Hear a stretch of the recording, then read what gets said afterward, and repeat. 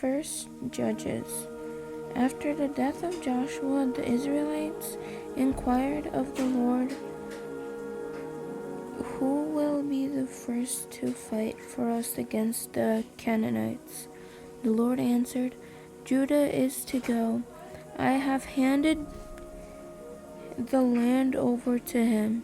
Judah said to his brother Shimon, "Come with me to my anointed territory, and let's fight against the Canaanites.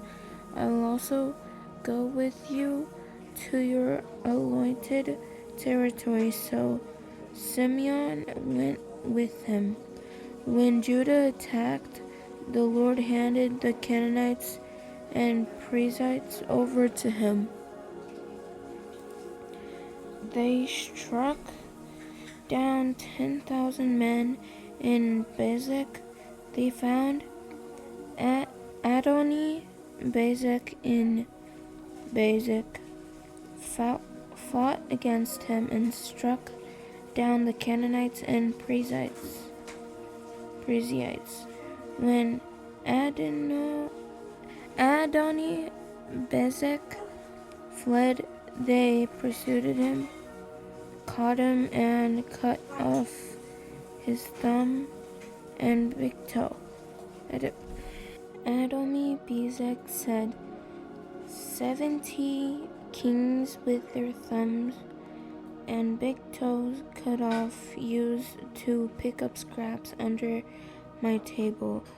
God has repaid me for what I have done." They brought him to Jerusalem, and he died there.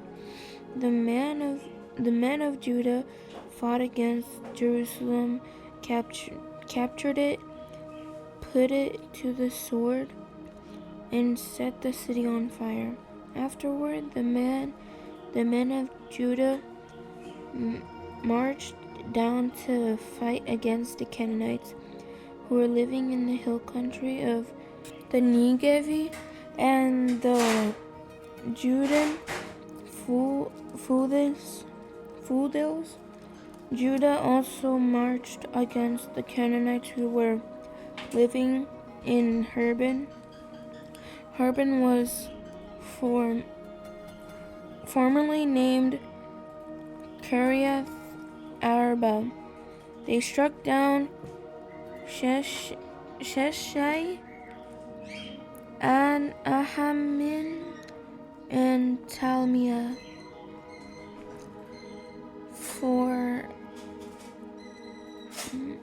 From there they marched against the resident of Debir. Debir was formerly named Kiriath Sephir.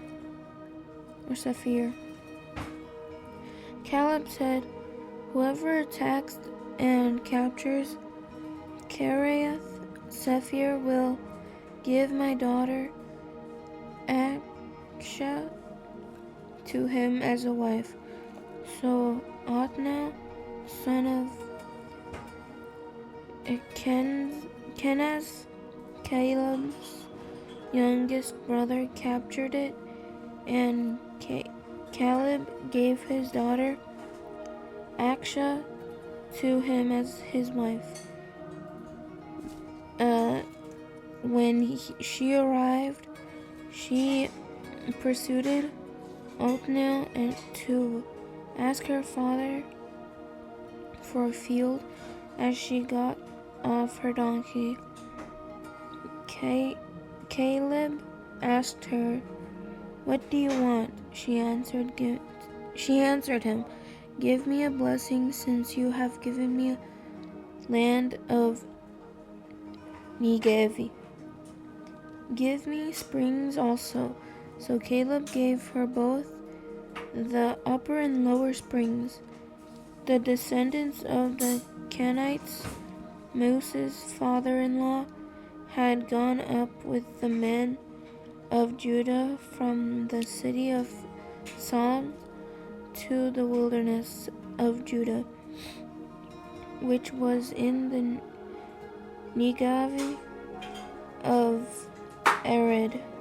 They went to live among the people. Judah went with his brother Simon, struck the Canaanites who were living in Japheth, and completely destroyed the town. So they named the town Hormah.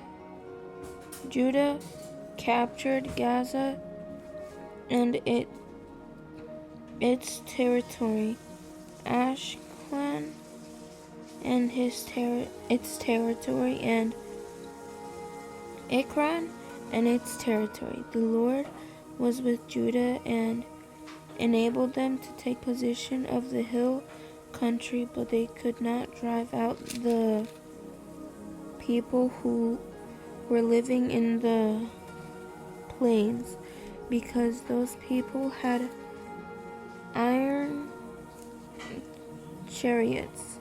Judah gave Hebron to Caleb just as Moses has promised. Then Caleb drove out the 3 sons of Anak who lived there. At the same time, the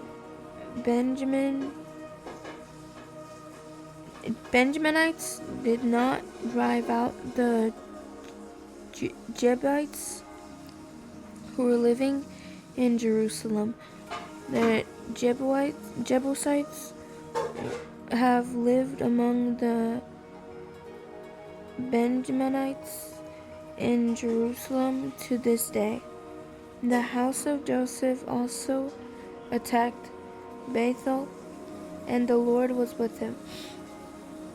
They sent spies to Bethel. The town was formerly named Luz. The spies saw a man coming out of the town and said to him, "Please show us how to get into the town, and we will show you kindness." When he showed them a way into the town, they put the town to the sword, but released the man and his entire family. Then the men went to the land of the Hivites, built a town, and named it Luz. That is its name still today. At that time, Manasseh failed to take possession of Bethshan and Tanakh and their surrounding villages, or the resident of Dor, Elbin, and Megiddo, and their surrounding villages. The Canaanites were determined to stay in this island. When Israel became stronger, they made the Canaanites serve as forced labor, but never drove them out completely. At that time, Ephraim failed to drive out the Canaanites who were living in Gezer, so the Canaanites had lived among them in Gezer. Zebulun failed to drive out the residents of Kitron, or the residents of Nahalol, so the Canaanites lived among them and served as forced labor. Asher failed to drive out the residents of Akko, or of Sidon, or Alab, Akzib, Helba, Aphik, or Rehob. The Asherites lived among the Canaanites who were living in the land because they failed to drive them out. Naphtali did not drive out the residents of Beth Shemesh, or the residents of Beth Anath. They lived among the Canaanites who were living in the land, but the residents of Beth Shemesh and Beth Hanath served as their forced labor. The Amorites forced the Danites into the hill country and did not allow them to go down into the valley. The Amorites were determined to stay in Harheres, Ajalon, and Shalbin. When the house of Joseph got the upper hand, the Amorites were made to serve as forced labor. The territory of the Amorites extended from the Scorpions ascents, that is from Selah upward. Judges 2. The angel of the Lord went out from Gilgal to Bochim and said, I brought you out of Egypt and led you into the land I had promised to your ancestors. I also said, I will never break my covenant with you. You are not to make a covenant with the inhabitant of your land. You are to tear down their altars, but you have not obeyed me. What have you done? Therefore, I now say, I will not drive out of the people before you. They will be thorns in your sides, and their gods will be a trap for you. When the angel of the Lord had spoke these words to all the Israelites, the people wept loudly. So they named the place Bochim and offered sacrifices there to the Lord.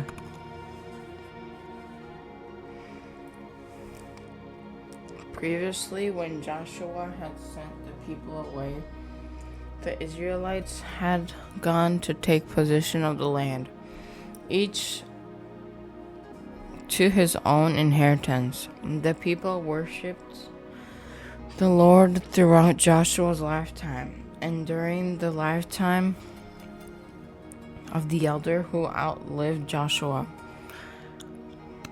They had seen the Lord's great work he had done for Israel. Joshua, son of Nun, the servant of the Lord, died at the age of 110. They buried him in the territory of his inheritance, in Timnath-Heres, in the hill country of Ephraim, north of Mount Gaash. That whole generation was also gathered to their ancestors. After them, another generation rose up who did not know the Lord or the works he had done for Israel. The Israelites did what was evil in the Lord's sight. They worshipped the Baals and abandoned the Lord, the God of the ancestors who had brought them out of Egypt. They followed other gods from the surrounding peoples and bowed down to them. They angered the Lord, for they abandoned him and worshipped Baal and the Ashtoreths. The Lord's anger burned against Israel, and he handed them over to Meridus, who raided them. He sold them to the enemies around them, and they could no longer resist their enemies. Whenever the Israelites went out, the Lord was against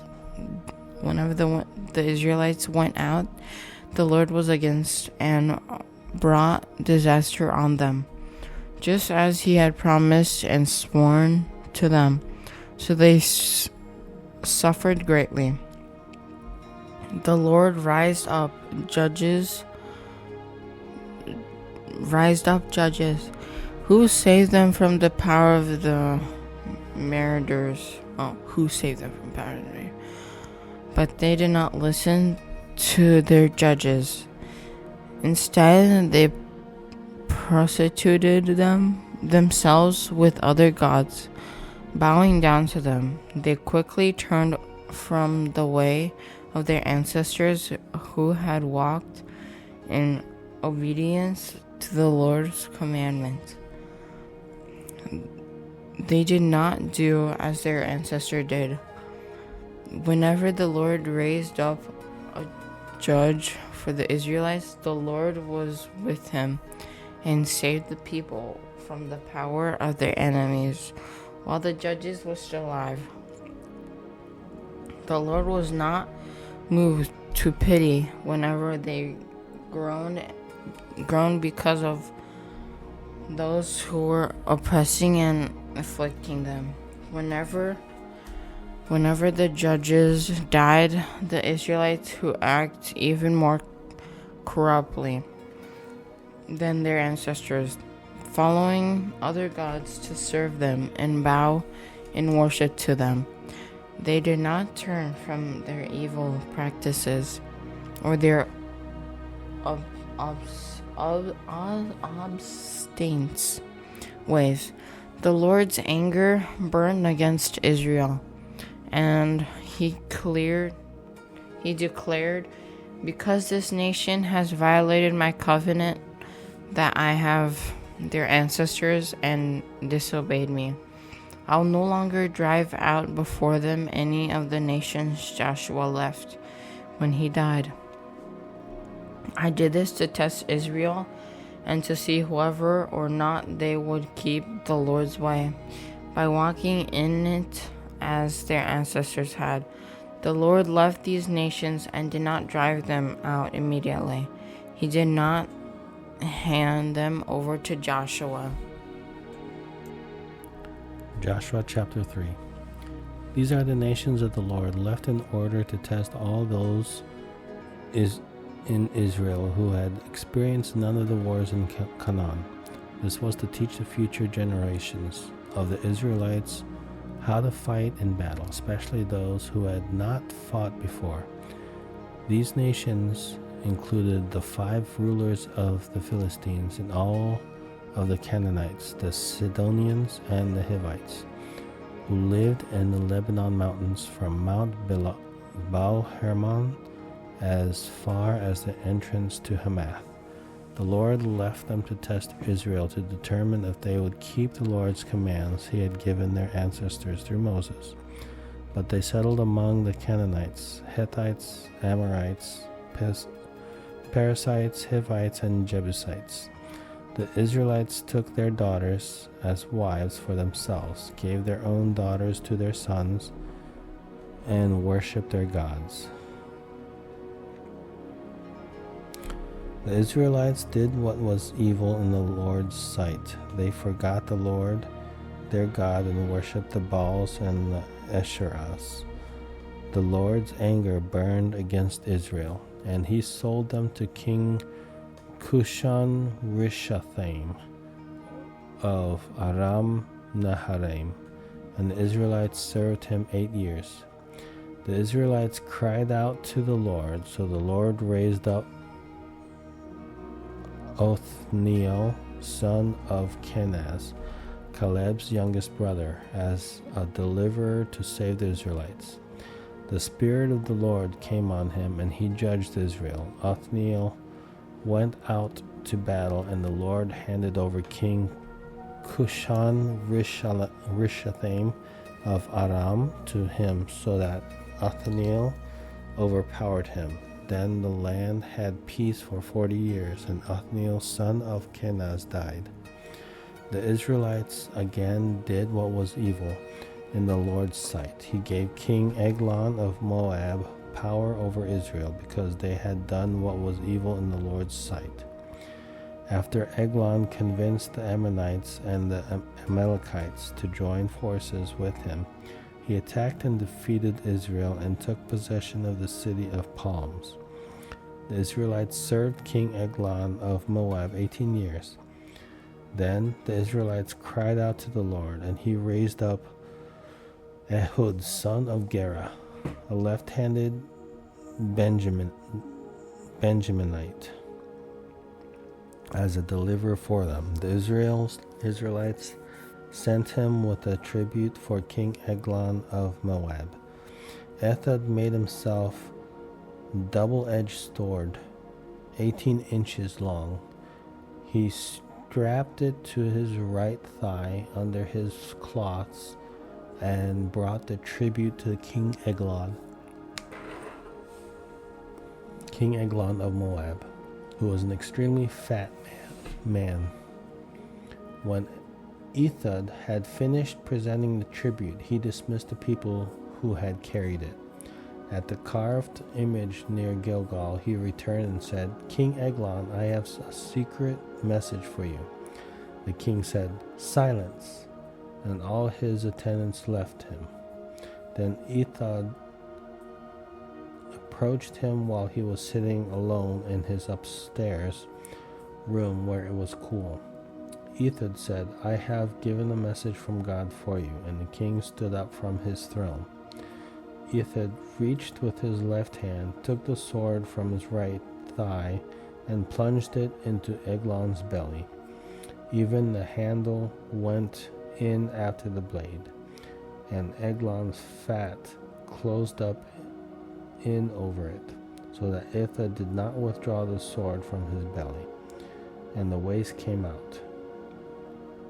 Ehud escaped by way of the porch, closing and locking the doors of the upstairs room behind him.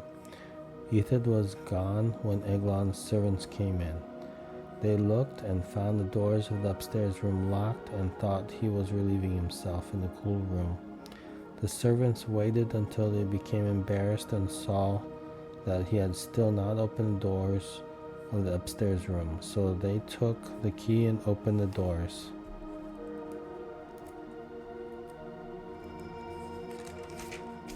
And there was their lord lying dead on the floor. Ehud escaped while the servants waited. He passed the Jordan near the carved images and reached Serah.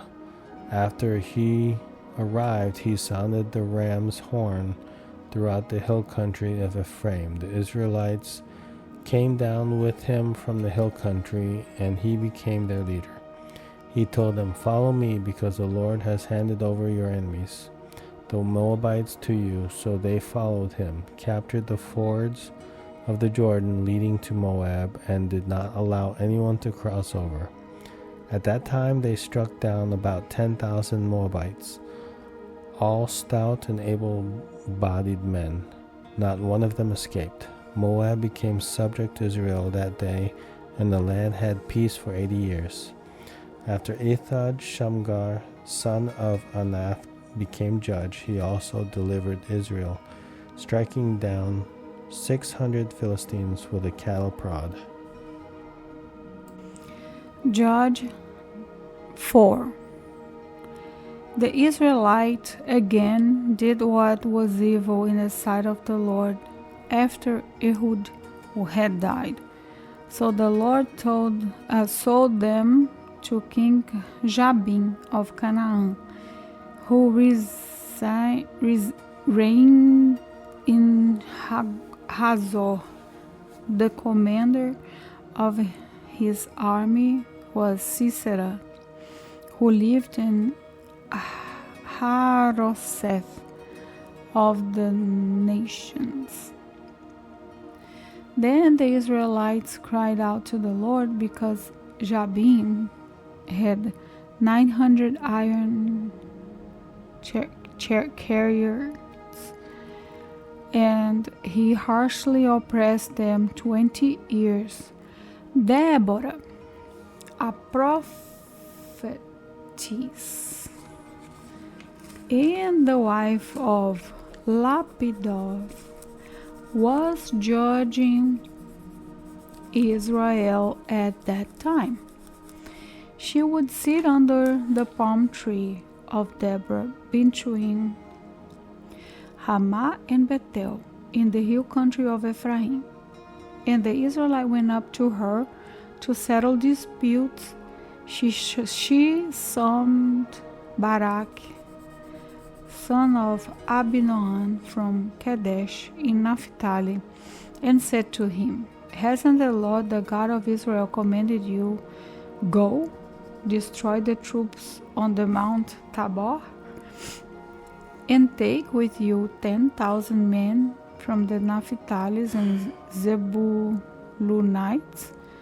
Then I will lure Sisera, commander of Jabin's army, his chariots and his infantry at the Wadi Kizon to fight against you, and I will hand him over to you. Barak said to her, If you will go with me, I will go. But if you do not go with me, I will not go.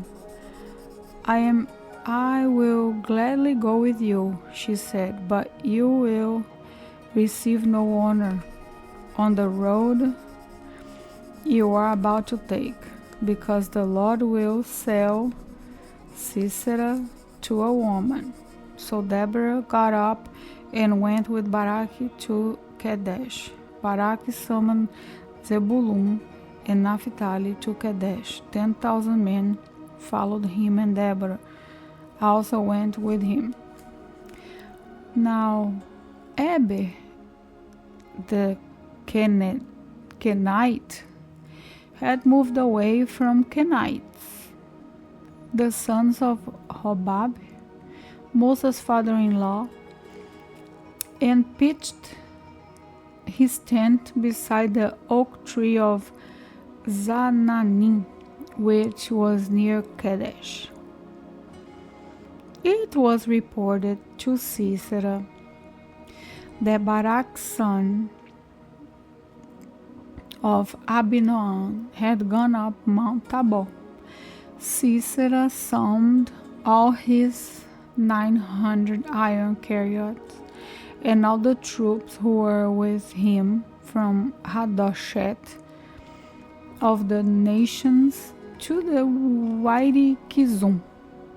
Then Deborah said to Barak, Go, this is the day the Lord has handed Sisera over to you. Hasn't the Lord gone before you? So Barak came down from Mount Tabor with 10,000 men following him. The Lord threw Sisera, all his charioteers, and all his army into a panic. Before Barak's assault, Sisera left his chariot and fled on foot. Barak pursued the chariots and the army as far as Haroset of the nations, and the whole army of Sisera fell by the sword.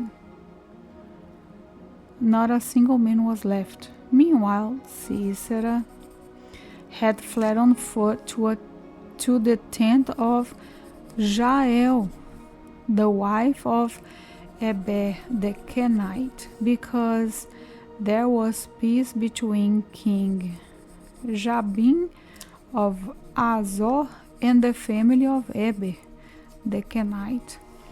Jael went out to greet Sisera and said to him, Come in, my lord, come in with me, don't be afraid. So he went into her tent, and she covered him with a blanket.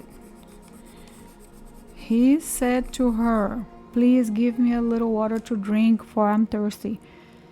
She opened a container of milk, gave him a drink, and covered him again. Then he said to her, Stand at the entrance to the tent. If a man comes and asks you, Is there a man here? Say no. While he was sleeping from exhaustion, Heber's wife, Jael, took a tent peg, grabbed a hammer, and went silently to Sisera. She hammered the peg into his temple and drove it into the ground, and he died. When Barak arrived in pursuit of Sisera, Jael went up to greet him and said to him, "Come and I will show you the man you are looking for." So he went in with her, and there was Sisera lying down with a tent peg through his temple. That day, God subdued King Jabin of Canaan before the Israelites. The power of the Israelites continued to increase against King Jabin of Canaan until they destroyed him.